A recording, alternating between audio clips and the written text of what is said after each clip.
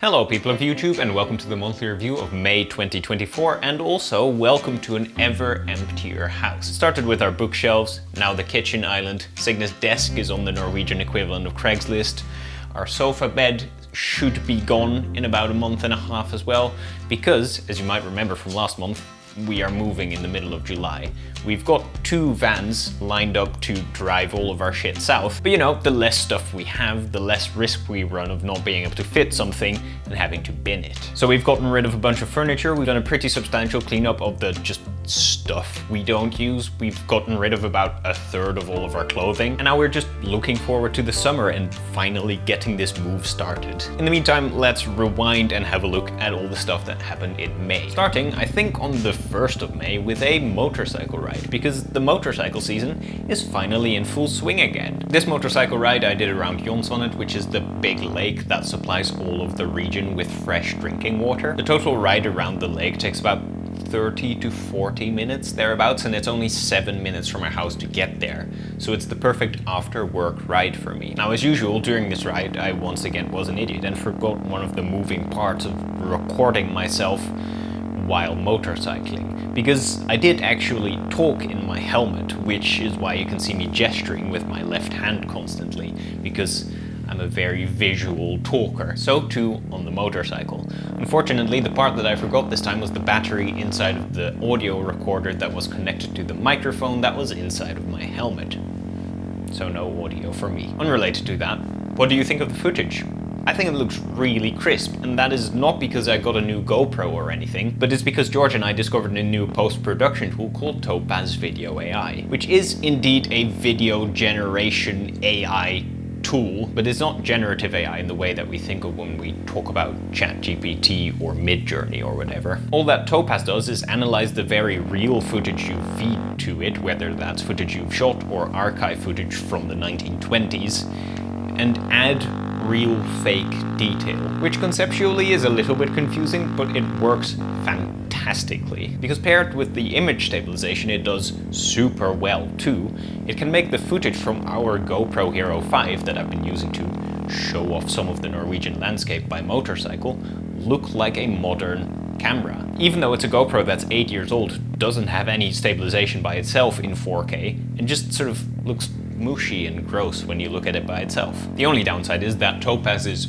really heavy to run, so you need quite a beefy computer and quite a lot of free time to deal with it. But aside from that little detail, I am a big fan. And this motorcycling footage, honestly, looks pretty great. Not to mention that the environment I'm riding through here is just gorgeous. Anyway, that's enough of this first motorcycle ride. I will bore you with more motorcycling later in the month. But first, or second, I suppose, we go to Linköping to visit George. Most of you will probably remember that I lived in Linköping for about 3.5 years, moved back to Trondheim 2 years ago, and I haven't been back in Linköping since. However, George and I have been working together on Bigger Feet Productions this whole time, but recently a third person joined the company and I hadn't met her in person yet, and they were going to have some viewings of offices that we might want to move into in Linköping after the summer. So those things combined made for some very excellent excuses for me to fly down for a week and work with them. Now, I didn't film anything of the work or the meetings, it was all very lovely and very worthwhile, but what I did film was during the weekend, George and I went on a camping trip together. Now, George has this specific camping spot that he likes to go to, and I'm pretty sure the main reason is that it's very secluded. You will get disturbed by exactly 0 people, and the reason for that is that you have to slog through a bog, normally, to get to the camping spot. Normally.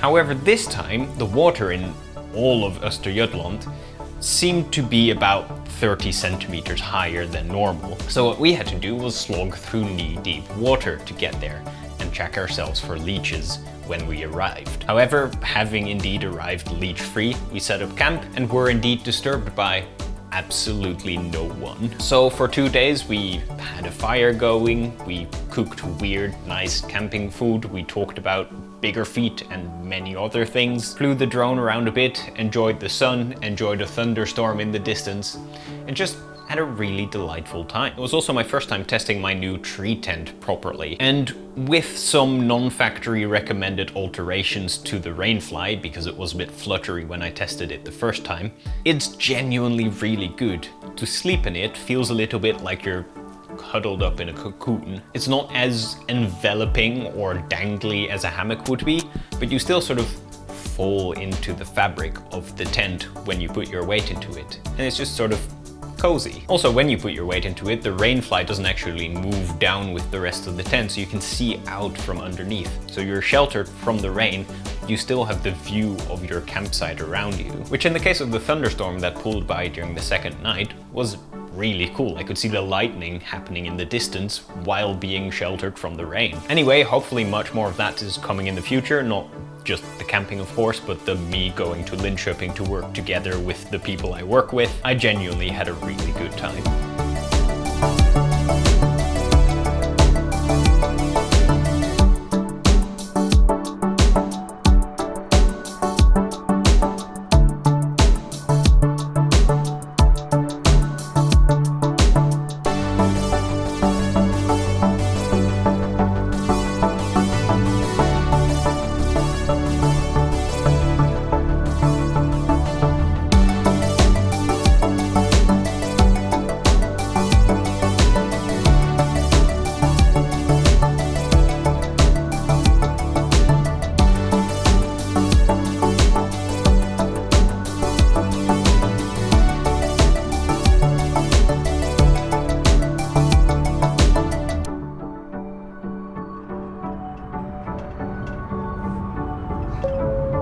Välkommen ombord på SJs tåg mot Gävle.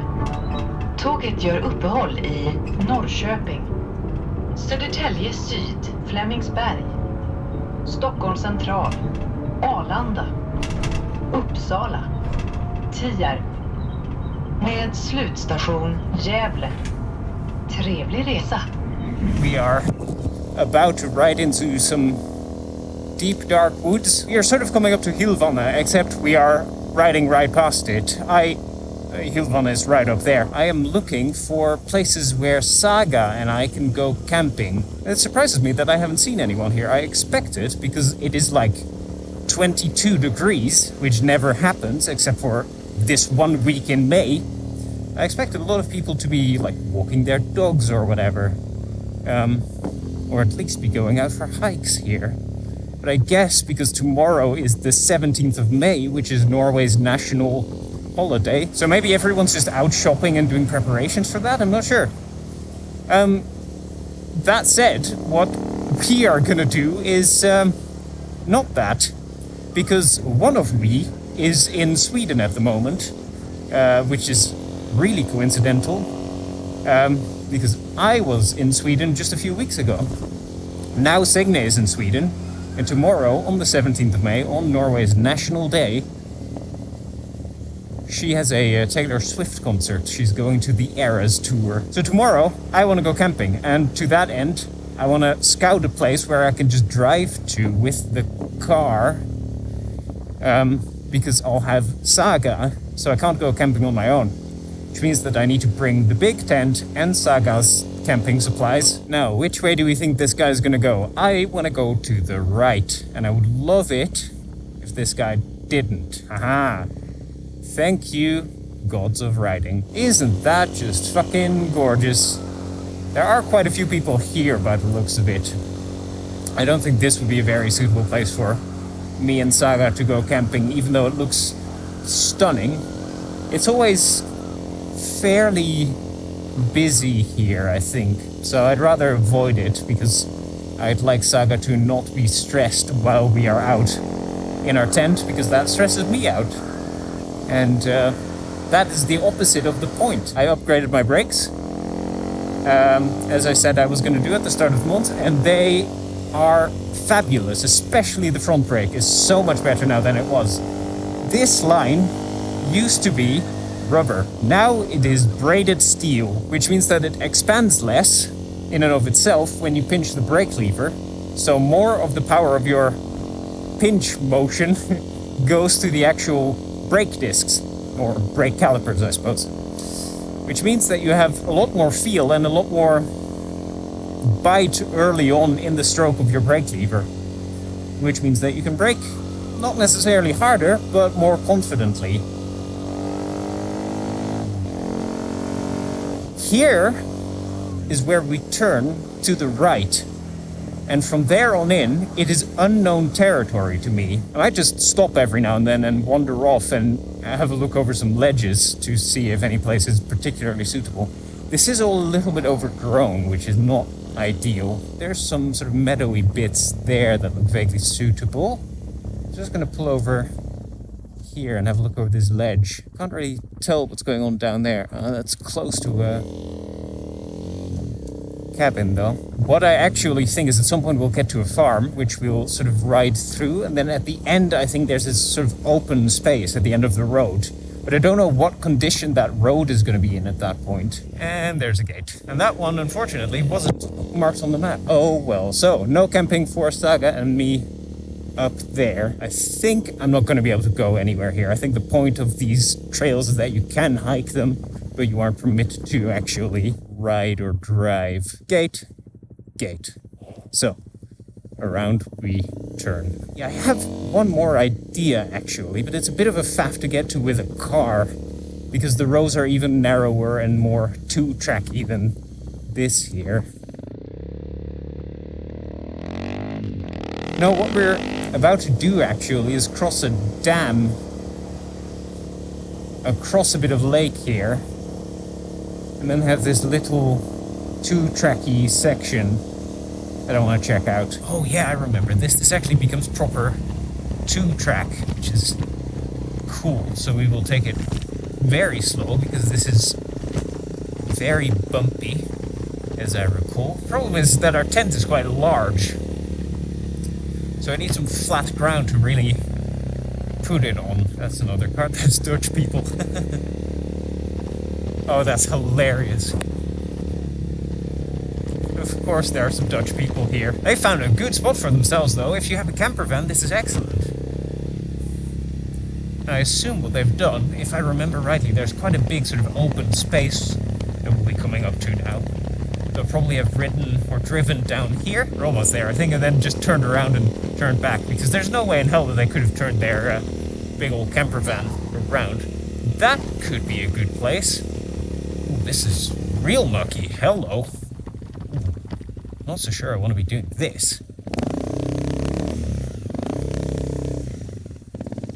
I can actually. Well, I'm not so sure I'll be doing this in the car. Right there, pitching the tent, that would not be bad at all. Yeah, I mean, by tomorrow that will have dried out a little bit more, he said in a very wishful tone. But I also just want to check in here, because I might just be able to pull the car up here and then pitch a tent in there, and have a little wander into right there. Also, there seems to be a path right where I've parked. So I'll have a look, but first I want to have a check in here. This could be a very nicely secluded place to put up the tent. I think this would be perfect, actually. So calm and sort of flat. You'll be able to sleep here quite comfortably. That's not bad. I can park in there backwards and not get in anyone's way. Don't have to deal with the muck.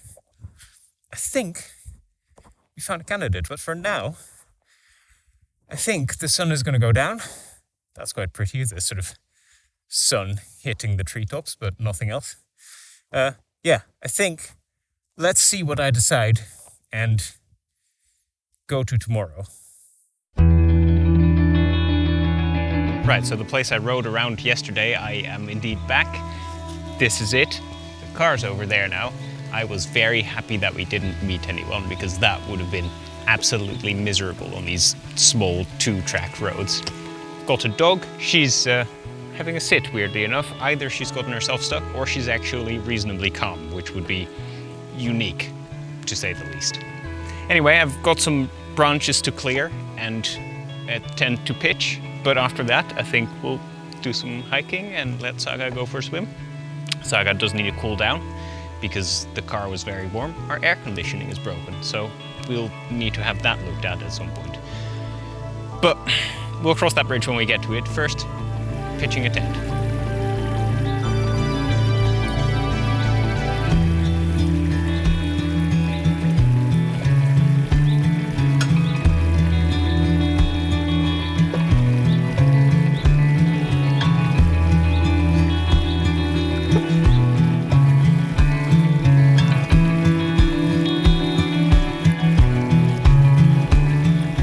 Alright, the tent's been set up, most of my shit is inside it. It is only about 4 o'clock and I am starving.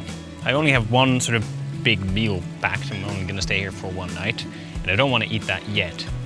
But I also don't quite know what to do immediately. Maybe have some knäckebröd that I brought for breakfast. I also got some bars. I've got plenty of food, I just need to sort of distribute it in a clever way, which is undoubtedly going to go wrong. We'll see.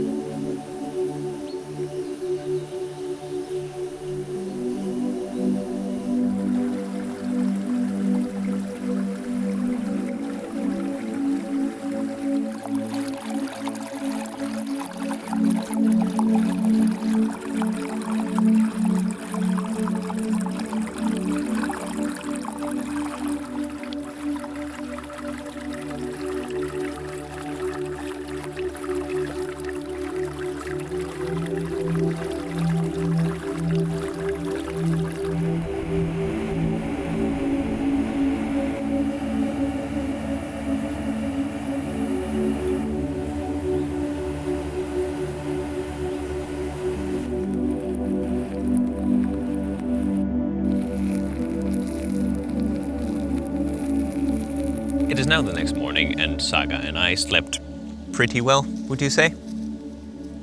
I usually have a bit of trouble sleeping in a new place the first night. But all things considered, I think I woke up 4 or 5 times very briefly and then fell back asleep. The only downside to that is that Saga doesn't sleep like a human. She sleeps in a sort of continuous cycle of on and off and on and off. So she's awake during phases in the middle of the night. Trouble is that she gets very enthusiastic when I wake up in the middle of the night. So I suddenly have dog face in my face while I'm very desperate to fall back asleep. But I've got a cup of coffee, I had some eggs and some jam on the knäckebröd, and it is a pretty nice morning, so I'll go do some washing up, then Saga and I will go for a walk, then I will pack up the tent and have some lunch. I think I've got a packet of noodles left, which is very exciting.